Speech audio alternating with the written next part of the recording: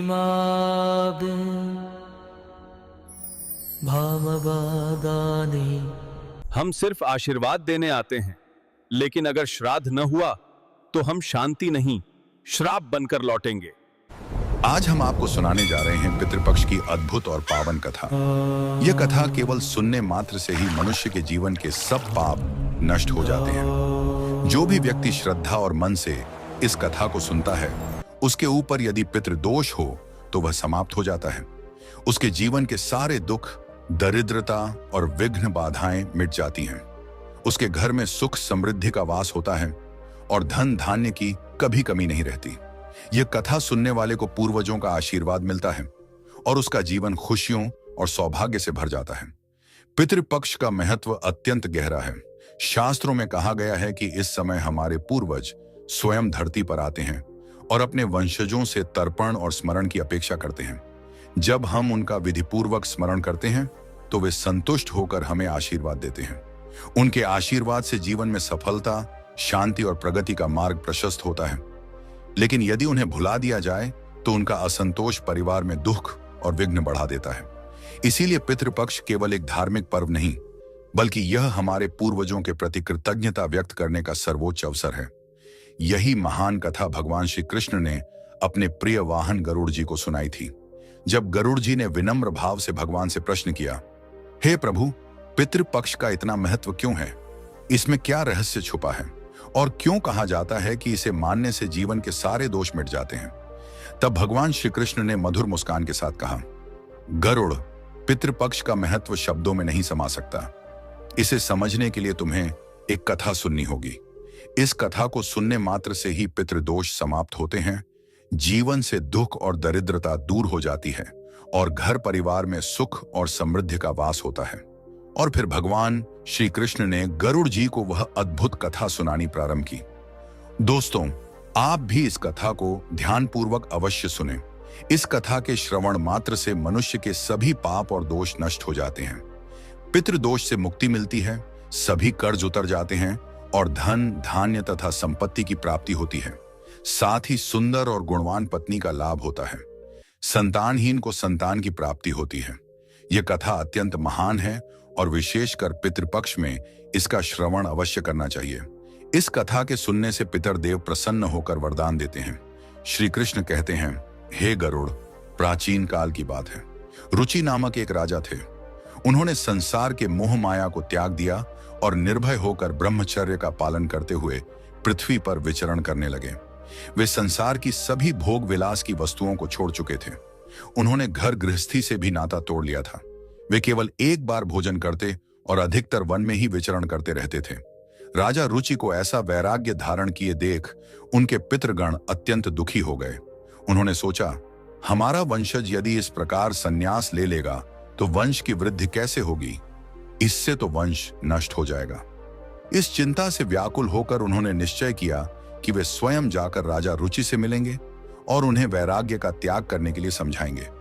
एक दिन जब राजा रुचि गहन ध्यान और तपस्या में लीन थे, तभी उनके समस्त पितृगण वहां प्रकट हुए। जब उन्होंने आंखें खोली तो अपने सामने 4 दिव्य आत्माओं को खड़ा देखा। वे आश्चर्यचकित हो गए और प्रणाम करते हुए बोले, हे महान आत्माओं, आप कौन हैं और किस कारण से मेरे दर्शन देने आए हैं? वे दिव्य आत्माएं बोली, वत्स, हम तुम्हारे पूर्वज हैं। तुम्हारे इस वैराग्यपूर्ण आचरण से हम अत्यंत दुखी हैं, इसलिए तुमसे मिलने आए हैं। यह सुनकर राजा रुचि ने विनम्रता से कहा, हे पितृगण, आपके दर्शन से मैं धन्य हो गया, किंतु आप मेरे आचरण से दुखी क्यों हैं? मुझसे कौन सी भूल हो गई है? कृपया विस्तार से बताइए। पितरों ने कहा, वत्स, तुमने विवाह क्यों नहीं किया? विवाह स्वर्ग और मोक्ष प्राप्ति का श्रेष्ठ मार्ग है। गृहस्थ आश्रम के बिना मनुष्य का कल्याण नहीं होता। गृहस्थ में रहकर ही देवताओं, पितरों, ऋषियों और अतिथियों की सेवा की जा सकती है। विवाह और संतान के बिना मनुष्य देवऋण और पितृऋण से मुक्त नहीं हो सकता।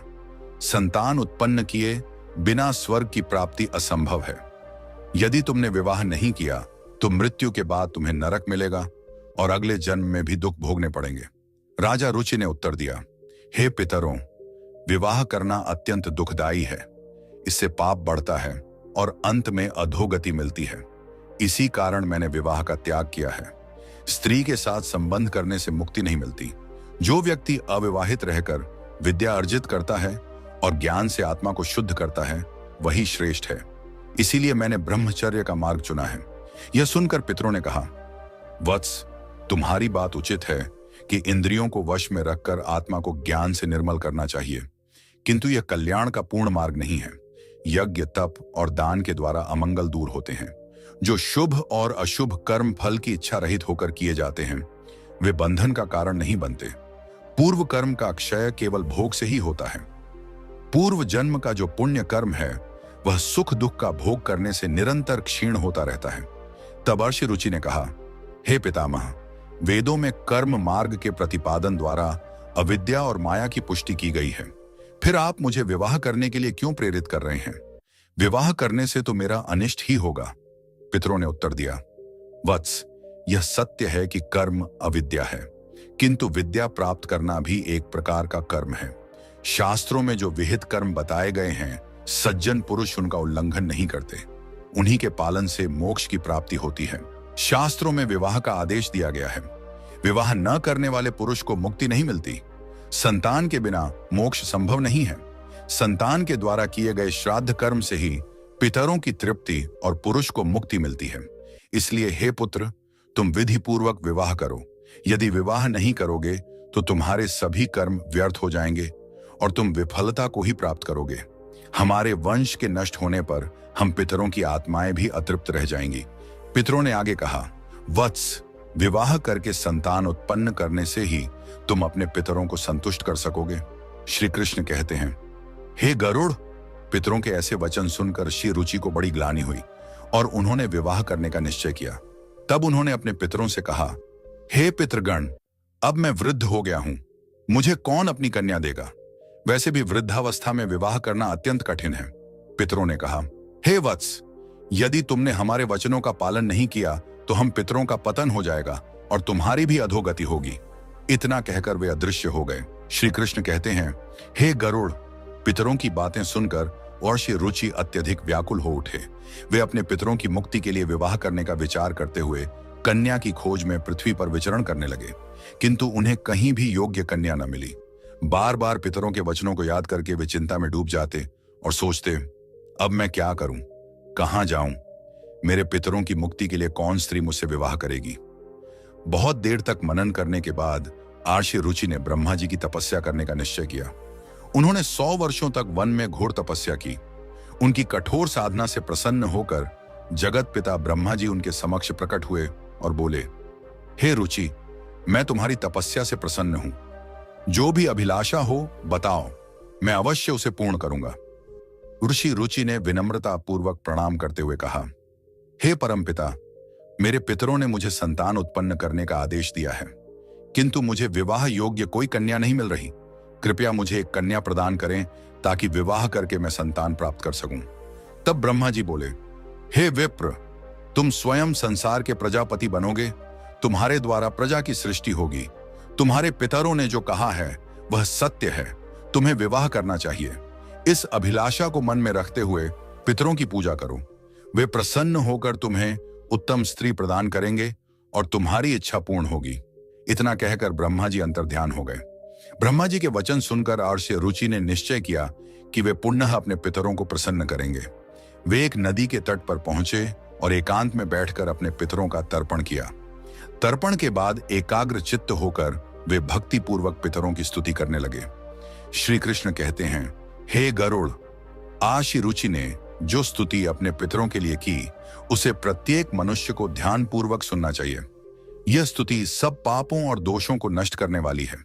जो इसे केवल एक बार भी सुन ले, उसके अनेक पाप नष्ट हो जाते हैं और उसे पितरों का आशीर्वाद प्राप्त होता है। इसीलिए हे गरुड़, तुम भी इसे ध्यान से सुनो, तभी इस कथा के श्रवण का फल तुम्हें मिलेगा। आर्षि रुचि स्तुति करने लगे।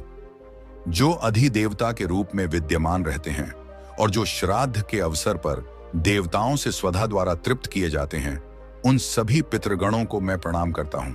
स्वर्ग में अवस्थित महर्षि गण भक्ति और मुक्ति की इच्छा से मानसिक श्राद्ध द्वारा जिन पितरों को तृप्त करते हैं, उन सभी पितरों को भी मैं प्रणाम करता हूं। अग्निस्वात, वर्षद, आज्ञा और सोमपति गण इस श्राद्ध में मेरे द्वारा तृप्त होकर संतुष्ट हों। अग्निस्वात पितर मेरी पूर्व दिशा की, वर्षद पितर दक्षिण दिशा की, आज्ञा पितर पश्चिम दिशा की और सोमपति पितर उत्तर दिशा की रक्षा करें। ये सभी पितृगण भूत, प्रेत, पिशाच और असुरों के कारण उत्पन्न दोषों से सदा हमारी रक्षा करें। विश्वभुक, आराध्य, धर्म, धान्य, शुभानंद, भूतिकृत और भूति नामक 9 गण, कल्याण, कल्द्र, श्रेय, कलता, हेतु और अनघ नामक 6 गण तथा वर, वरेण्य, वरद, तुष्टि, पुष्टि, विश्वपात और धाता नाम से विख्यात 7 गण और महात्मा, महित, महिमा, महावान और महाबल नामक 5 गण, इन सभी पितरों को मैं प्रणाम करता हूँ। ऋषि रुचि की इस स्तुति से समस्त पितृगण प्रसन्न हो गए। उसी समय एक दिव्य तेज उत्पन्न हुआ जिसने आकाश मंडल में चारों ओर प्रकाश फैला दिया और संपूर्ण विश्व को अपने तेज से आच्छादित कर लिया। उस अद्भुत प्रकाश को देखकर श्री रुचि घुटनों के बल बैठकर पुनः अपने पितरों की स्तुति करने लगे। उनकी स्तुति सुनकर पितृगण अत्यंत प्रसन्न होकर उनके सम्मुख प्रकट हुए।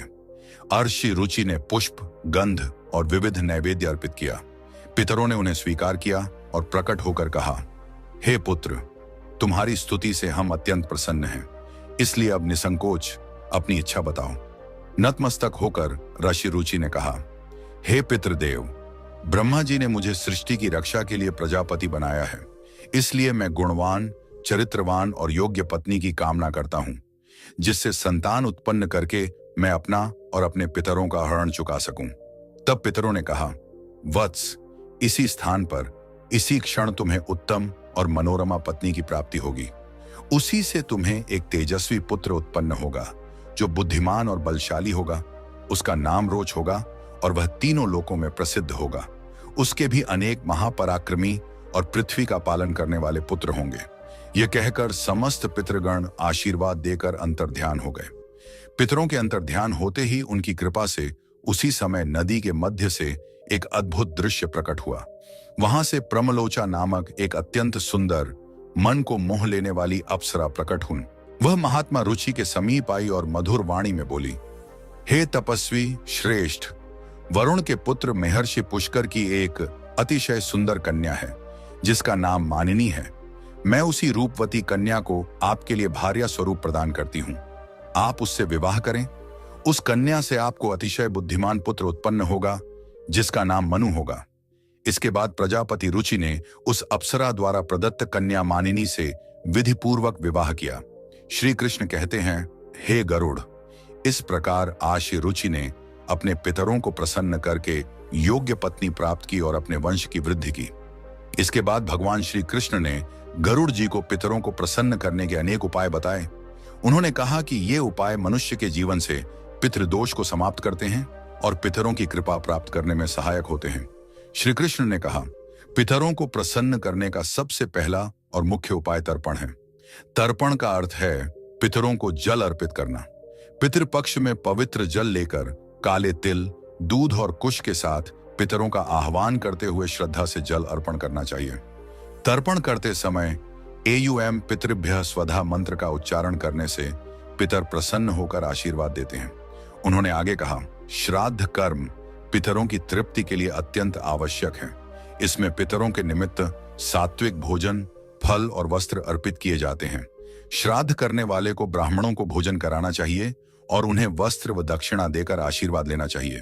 श्राद्ध के दिन विशेष रूप से खीर, पूरी, सब्जी और अन्य सात्विक भोजन बनाकर पितरों को अर्पित करना चाहिए। तीसरा उपाय श्री कृष्ण ने बताया, गाय, ब्राह्मण और अन्य जीवों को भोजन कराना। विशेषकर गाय, कुत्ते और कौवे को भोजन देने से पितर तृप्त होते हैं। श्राद्ध के दिन गाय को रोटी और हरी घास तथा कौवे को चावल और खीर अर्पित करना विशेष शुभ माना जाता है। इससे पितरों की कृपा मिलती है और पितृ दोष का नाश होता है। फिर श्री कृष्ण ने कहा, पीपल और तुलसी के वृक्ष की पूजा करना भी पितरों को प्रसन्न करने का श्रेष्ठ उपाय है। पीपल का वृक्ष पितृगणों का निवास स्थान माना जाता है, जबकि तुलसी देवी लक्ष्मी का प्रतीक है। श्राद्ध के दिन पीपल और तुलसी की पूजा करके तथा पीपल के नीचे दीप जलाकर पितरों को तृप्त किया जाता है। इससे पितर प्रसन्न होकर परिवार को सुख, समृद्धि और आशीर्वाद प्रदान करते हैं। भगवान श्री कृष्ण ने गरुड़ जी से कहा, जो व्यक्ति पितृदोष से पीड़ित होता है उसे गया जी या अन्य पवित्र तीर्थों पर जाकर पिंडदान करना चाहिए। गया जी में किया गया पिंडदान पितरों को संतुष्ट करता है, वे मोक्ष प्राप्त करते हैं और अपने वंशजों को आशीर्वाद देते हैं। पिंडदान के समय काले तिल, कुश और चावल का उपयोग कर पितरों को अर्पण करना चाहिए। यह प्रक्रिया उनकी आत्मा को शांति और तृप्ति देती है। श्री कृष्ण आगे कहते हैं, पितरों को प्रसन्न करने के लिए श्राद्ध पक्ष में व्रत रखना चाहिए। इस समय सात्विक आहार ग्रहण करना चाहिए और ब्रह्मचर्य का पालन करना चाहिए। श्राद्ध पक्ष में मांस, मदिरा और तामसिक आहार का सेवन नहीं करना चाहिए। व्रत के दौरान भगवान विष्णु, शिव और देवी लक्ष्मी की आराधना करनी चाहिए। इससे पितरों की आत्मा को शांति मिलती है और वे प्रसन्न होकर आशीर्वाद देते हैं। भगवान श्री कृष्ण ने बताया, पितरों को संतुष्ट करने का एक विशेष उपाय है अन्नदान और वस्त्रदान। गरीबों, ब्राह्मणों और साधुओं को भोजन और वस्त्र अर्पित करने से पितरों की आत्मा तृप्त होती है। श्राद्ध पक्ष में किया गया यह दान मनुष्य को अपार पुण्य देता है और पितृ दोष से मुक्ति दिलाता है। पितरों की कृपा से परिवार में सुख समृद्धि बनी रहती है। उन्होंने कहा, पवित्र नदियों, विशेषकर गंगा में स्नान करके पितरों के लिए जल अर्पित करना अत्यंत शुभ माना जाता है। गंगा जल पितरों की तृप्ति का सर्वोत्तम माध्यम है। इससे पितृ दोष समाप्त होता है और व्यक्ति के पाप धुल जाते हैं। गंगा स्नान से पितरों की आत्मा को शांति मिलती है और वे प्रसन्न होकर वंशजों को आशीर्वाद देते हैं। श्री कृष्ण ने यह भी बताया, पितरों को प्रसन्न करने के लिए सत्संग में सम्मिलित होना और पवित्र ग्रंथों का पाठ करना चाहिए।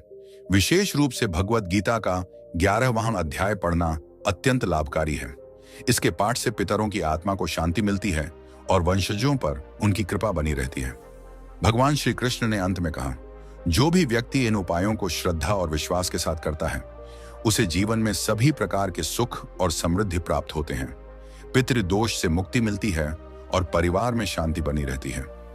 हे गरुड़, जो इन उपायों का पालन करता है उसके पितर सदैव प्रसन्न रहते हैं। तो दोस्तों, इस प्रकार गरुड़ पुराण में पितृपक्ष की कथा और पितरों को प्रसन्न करने के उपायों का विस्तार से वर्णन मिलता है।